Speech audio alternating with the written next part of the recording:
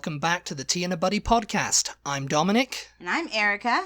And today's episode, we're talking about the British Museum and its stolen goods. Dun dun dun! Dun dun dun. It's a bit of a controversial topic, actually. Is it? Oh, yeah. Well, okay. Big controversy. We'll have to get into it because, I'm not exactly... I'm not 100% sure what you mean British by Museum stolen and its loot. goods. Okay. Its ill-gotten gains. Yeah. Did we talk about the British Museum in our museums? Yeah. That's one of the free museums. You get to see all that loot, all that lovely loot for free. And the British Museum has stuff... Oh, they're the museum that has stuff from... All over the world. All over the world that they collected during the Empire years. Okay, yeah. The good old Empire years, everybody. Remember them? Yeah. The greatest years, weren't they? Now yes. No. And that's what they did when they were they were like, ha, ha, ha, ha. Now I know, yeah, because yes. Other countries, right. Other countries. Okay, yeah, go ahead. I mean, I've got the three big things.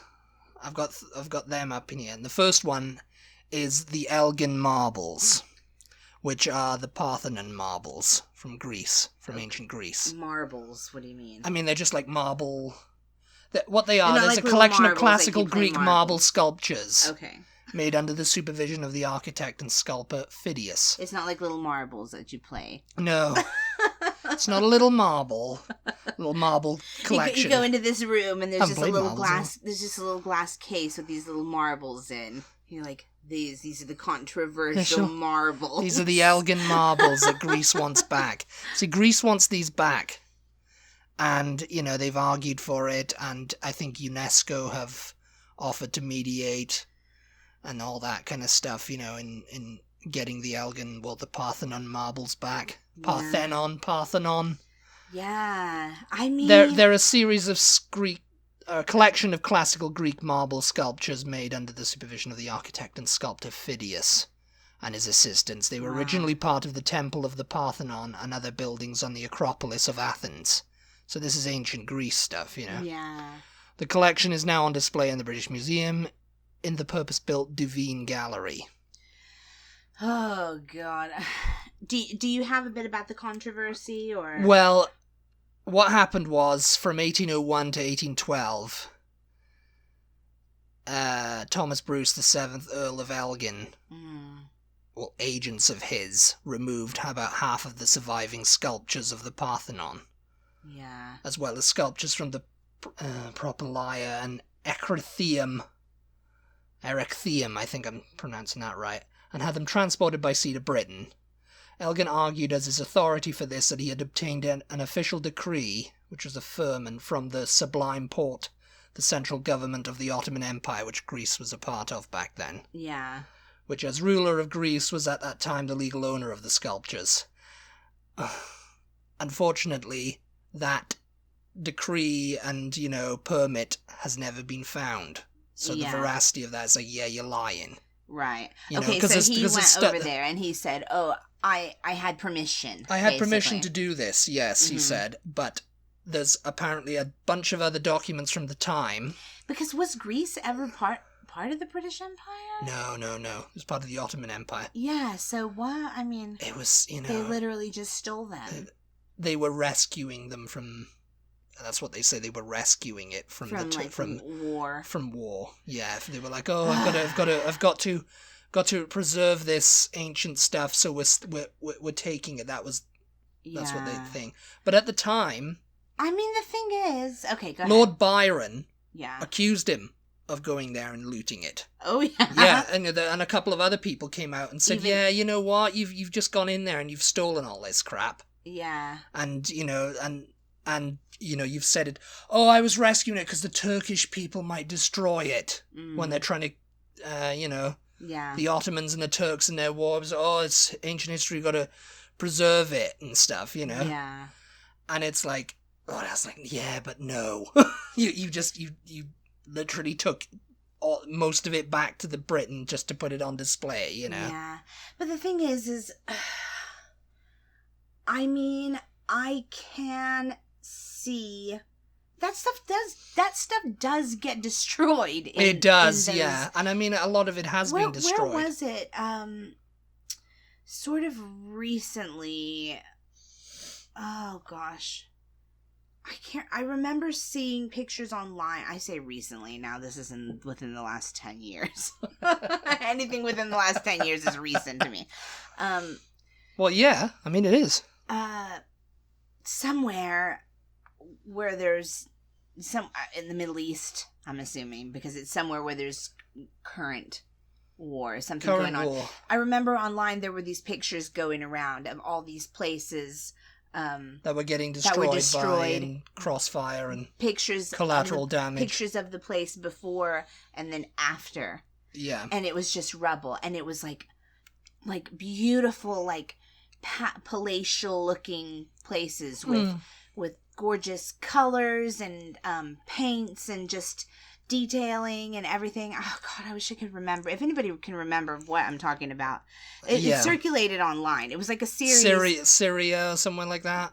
Yeah, maybe. Yeah, Syria probably got. There was it probably was so much lost in Syria. Absolutely gorgeous, and it just. I mean, not that the loss of life isn't a big deal, but you know, to see these historic, like that stuff was really old, you know, and it's just like it just gets blown to smithereens, you know, and it's really disgusting that people can treat history like that. I mean, not to mention like other people, but you know, that's a different topic. So I can understand, like, oh, you see, these historic marbles from ancient Greece, and they're potentially going to get destroyed in this war that's going on. Yeah. You want to go, you feel like you do want to go preserve that history, you know, but now, okay, give it back. You know, yes. And there hasn't been any war, like, you know, around there in a while. So well, in Greece, like, no. Yeah. And, you know, it's like, yeah, they should be returned to Greece, I think. Cause, I mean, but, it's illegal to give them back. There's some sort of, like, legality. It's illegal? There's some sort of legal thing the British government have made up. Yeah. Because what, you know, there was so much going back and forth. UNESCO in like 2014 said, we'll mediate, and the British government were not interested in it. Oh, God, yeah. And then this year, Boris Johnson came out and said, absolutely no, we are not giving them back. OMG.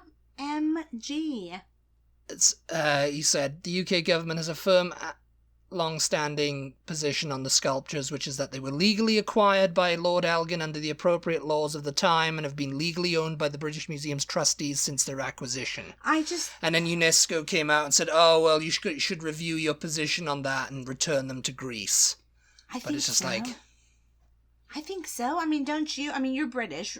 I mean, there's so much that, you know, they could devote that, you know, they could give back the Parthenon marbles and turn that whole, you know, display into something that is actually British, you know, like, right, it's only like... fools and horses, you know, it's just like, it's like Britain Marmite. It's like Britain has enough of its own history that you don't have to have, like, I mean, I know that this wasn't the case, but sort of the spoils of war, the spoils of imperial rule. Yeah. Imperialism, dear boy. Dun, dun, dun, dun, dun, dun. Is that right? Yeah. Some references, right? And I don't even know. Is that right? Yeah. Yeah, that's the Imperial March. Anyway. Yes. No, I just think that, you know, countries have their own history. I get that at certain points in history. They want people to come to the UK and see the Parthenon marbles. But the thing about it is these other countries, I mean, I think, anyway, they do it with art, so I don't know why they can't do it with historical artifacts.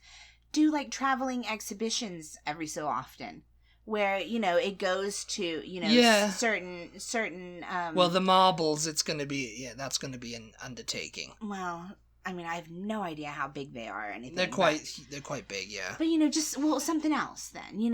Whatever. Something... If they were just marbles, then they'd probably just give them back, I saw Monet's water lilies in Houston. And it was a huge...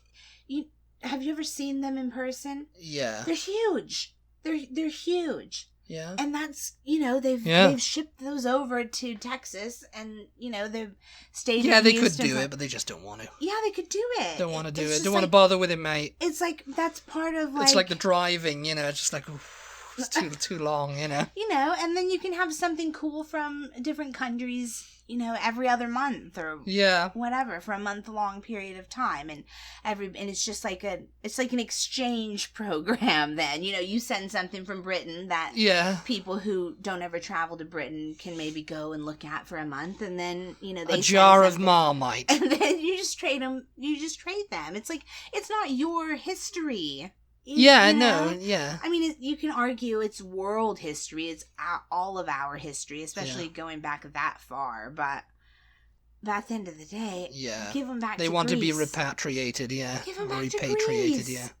I mean, think about it. If you were Greek, it's just like, why is that bit of my culture on display in the British Museum? It's kind of crazy, really. And it's the same thing with this number 2 on my list. Okay. The Rosetta Stone. Oh, and we're not talking about the language learning program here. Not the little software. Not the software. Box of software. The little box of software. The Rosetta Stone is a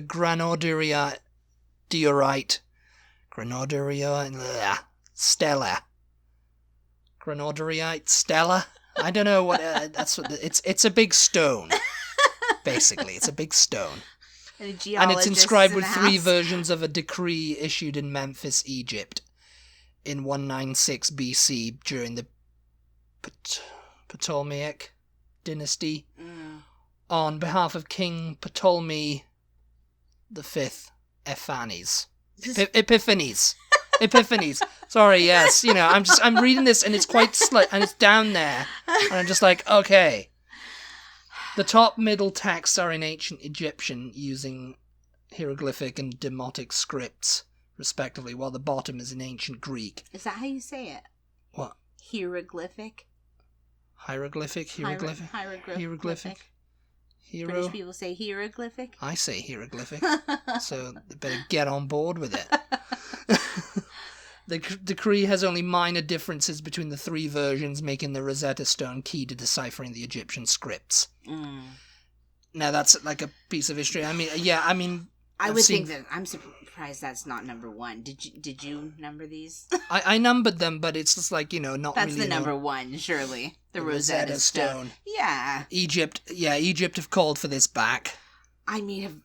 Yeah. Unfortunately, it was discovered by Napoleon's army when Napoleon had his campaign in Egypt. And when Napoleon was defeated... So that was a spoil of war. That was a spoil of war. But when Napoleon was defeated in the Treaty of Alexandria, the British took possession of it. Yeah. And other antiquities. In 1801. And... they shipped it to England and arrived in Portsmouth in 1802. And it's been on display in the British Museum since then, that's, again, another one, the Rosetta Stone. And, now Egypt are calling for its return. And people are like, oh, yes, it's just... the British Museum is just a bunch of stolen goods and... Because I've never been to the British Museum. Yeah, no, we didn't go. So I think it's full of that, because there's hundreds of stuff in there from all over the world. Yeah. From all, China. And everything like that. Because China apparently have a business interest, and the president of China has said, yeah, they should give you the Rosetta Stone back. Yeah. Yeah. Although that's the kind of thing that I think definitely should travel. Yeah. Travel the world and be on exhibit in different countries all over the world, for people who don't and can't travel to go see it, I just like that option better than some country that never originally owned it having it. I mean, that being said, I mean, I think we're sort of making it sound like, oh, the British Museum, you know. Yeah. Because, I mean, if they people gave back all their displays, there wouldn't be enough in there to just justify it. Oh, I don't believe that. I mean, I don't know how big the British Museum is. You think like that a lot of like British stuff could be put on display there. Carry a stone over from Stonehenge and stick it in a room. Oh, that would be great, wouldn't it? It's like, oh, we're just taking this stone to the British Museum. It's like, no, it belongs in Wiltshire. We demand that stone back. We want it back. Didn't originate in London. It originated here in Wiltshire.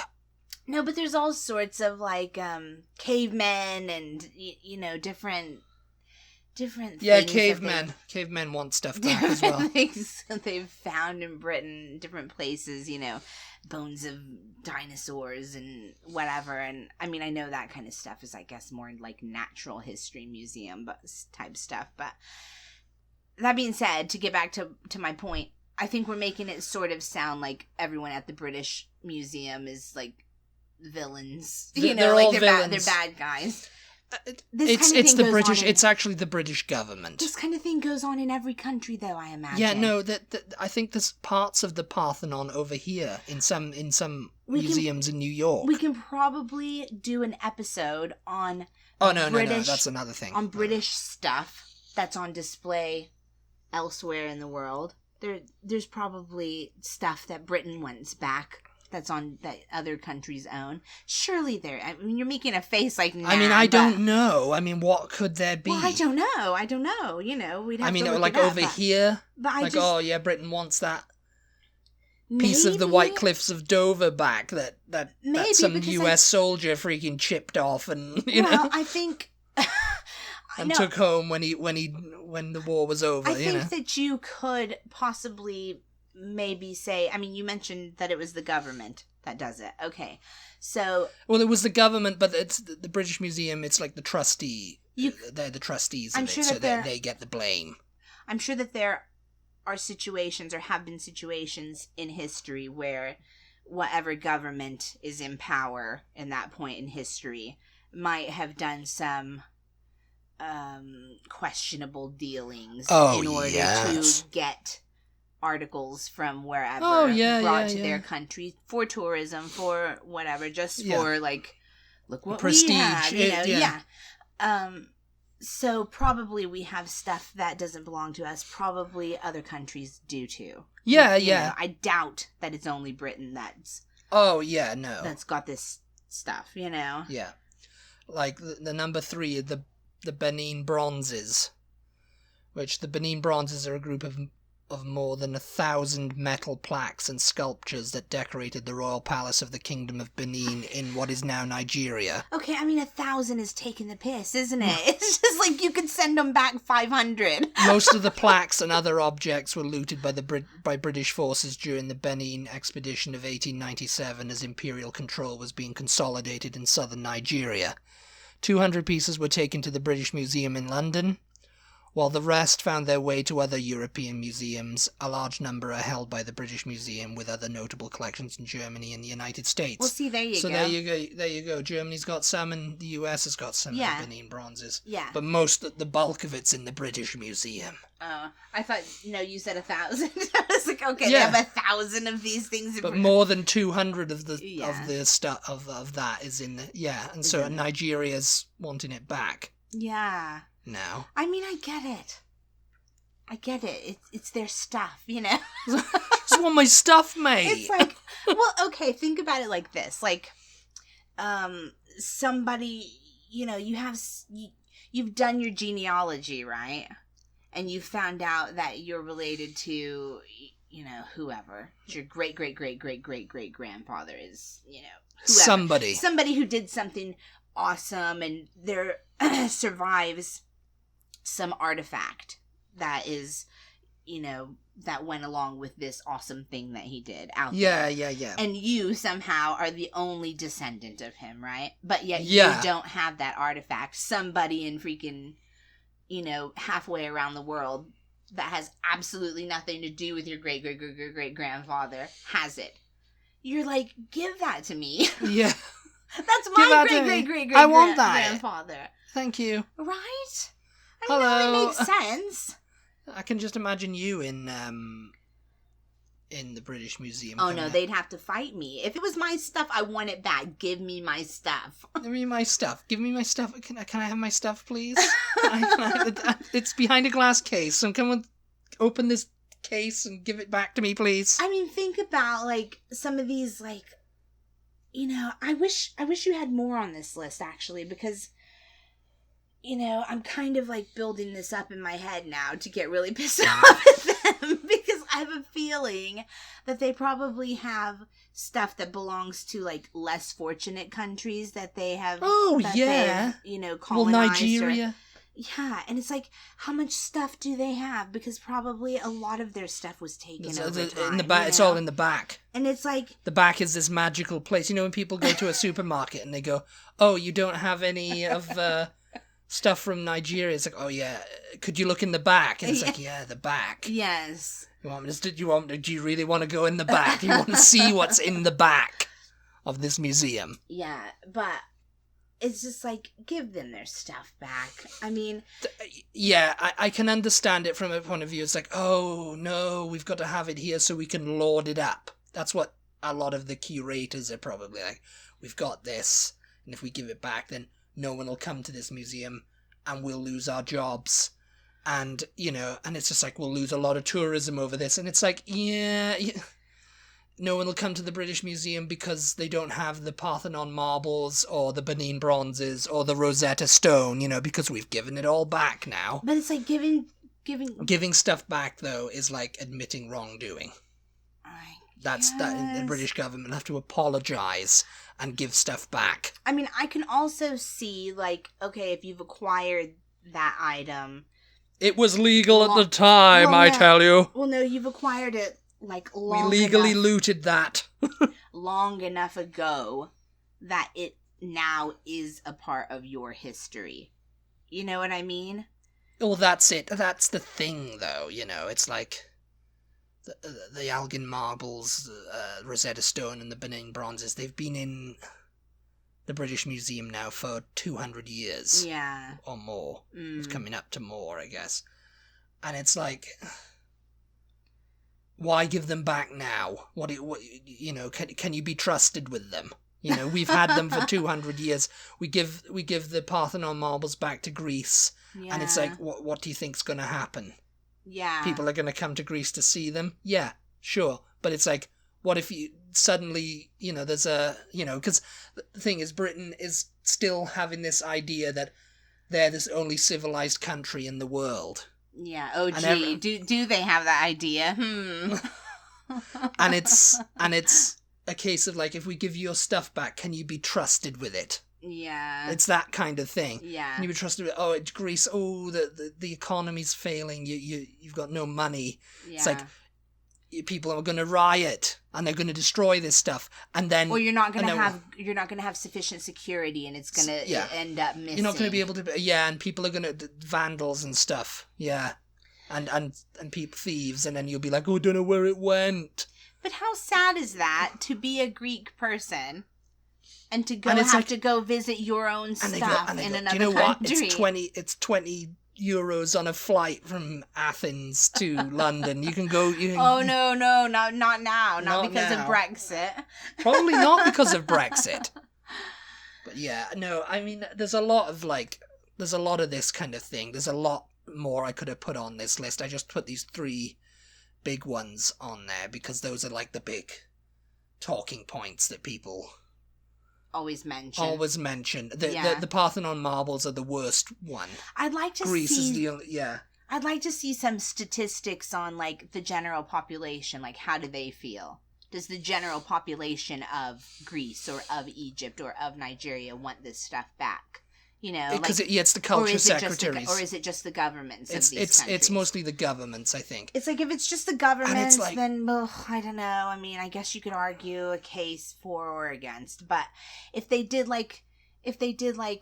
let's all vote on this now. Let's have a referendum, Egypt. In Egypt. Okay, everyone go vote. Do you want our Rosetta Stone back from Britain? Go vote, yes or no.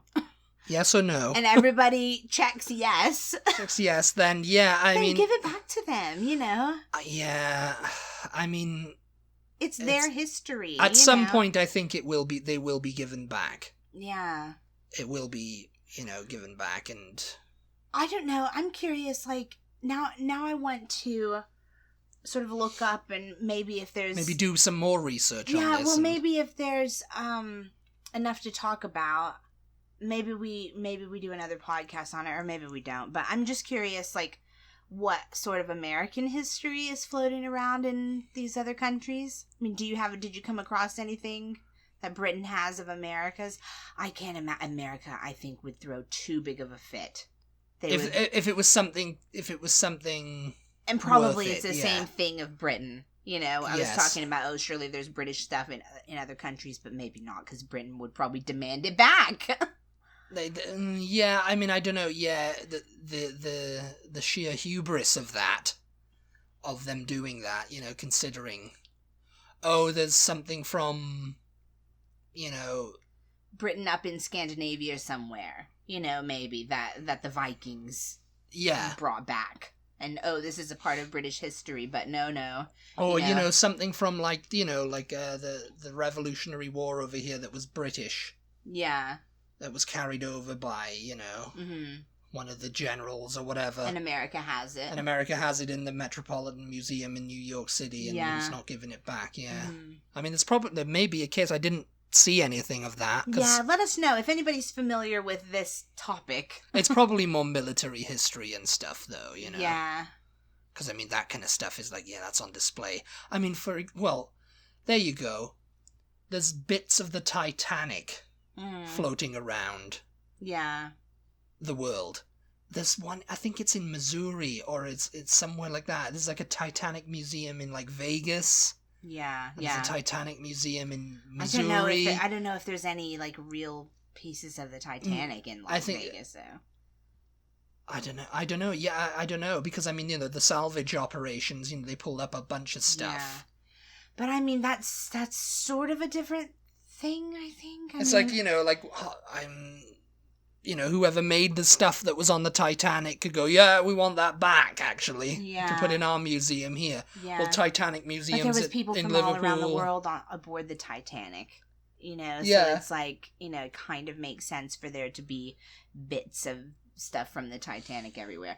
There's pieces of the World Trade Center all over the place. Oh, that's right. I think there's a couple of pieces of it in London somewhere. Yeah, I seem to think so.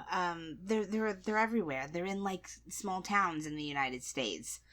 Yes, there's somewhere in the Panhandle, isn't it? Yeah, pretty sure. And it was like this. Oh, it was like a strut or something from it. And it was like, why is that here? It's like, oh yeah, we've got this strut from 9/11, and people are going to come and see it. And it's like, are they? They're probably going to likely go to New York. You know? But I mean, I think that's sort of a similar thing to the Titanic. Like, yeah, I guess so. It was a disaster. You know, I mean, it was. You know. It's just a little bit of a different thing, I think. But no, this is a really interesting topic. I think. Now we're going to do some more, and we might do another podcast episode on it. Yeah, I think there's definitely more to talk about here. Let us know if you guys know any big things that Britain owns that other countries have demanded back. I've seen articles floating around over the years. Yes. Yeah. There's a list out there somewhere. I just looked at the major 3, for this one. Yeah. Anyway, hope you guys enjoyed, and thank you so much for tuning in. As always, we appreciate your support so much. I mean, we wouldn't be here if it wasn't for you. I mean, we'd be talking and having these conversations because we do anyway. But we wouldn't be recording them. We probably wouldn't for be posterity. Recording them.